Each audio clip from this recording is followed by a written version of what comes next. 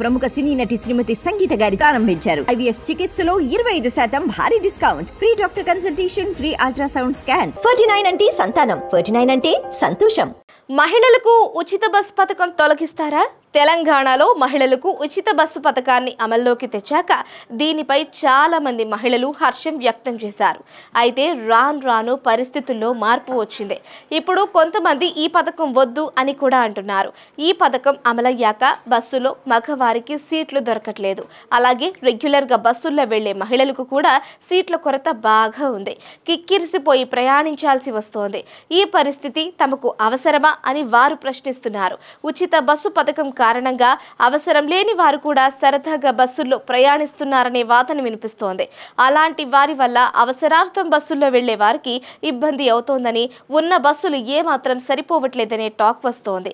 ఈ పథకం ఎత్తేసినా బాగుండు అని కొంతమంది అనుకుంటూ ఉంటే, మరికొందరు మహిళలకు హాఫ్ టికెట్ పెట్టినా సరిపోయేదని, అప్పుడు అవసరమైన వారే ప్రయాణిస్తారనే వాదన కూడా తెరపైకి వచ్చింది. ఈ పరిస్థితుల్లో టీజీఎస్ ఆర్టీసీ అధికారులతో సీఎం రేవంత్ రెడ్డి సచివాలయంలో సమీక్ష జరిపారు.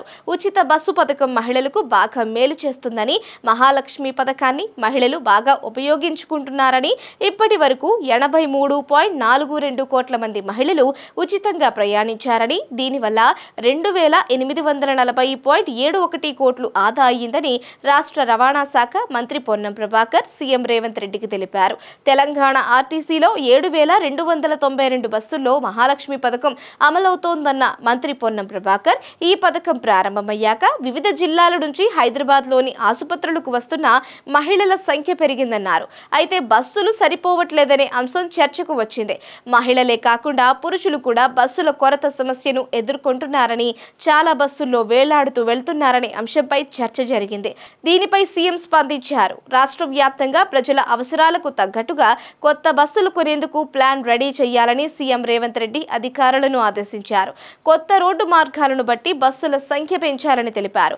మొత్తంగా సీఎం రేవంత్ రెడ్డి ఆదేశాలను బట్టి మహిళలకు ఉచిత బస్సు పథకాన్ని రద్దు చేసే ఆలోచనతో ప్రభుత్వం లేదు. అయితే కొత్త బస్సులు త్వరలో వస్తాయని తెలుస్తున్నా అవి ఎప్పుడు వస్తాయో తెలియదు. ప్రభుత్వ ఖజానాలో మనీ లేదు. కొత్తగా మరింత అప్పు తీసుకునేందుకు ప్రభుత్వం రెడీ అవుతోంది. అలాంటప్పుడు కొత్త బస్సులు కొనాలి అన్నా ఇబ్బందే. అందువల్ల బస్సుల కొరత కొంతకాలం కొనసాగేలా కనిపిస్తోంది.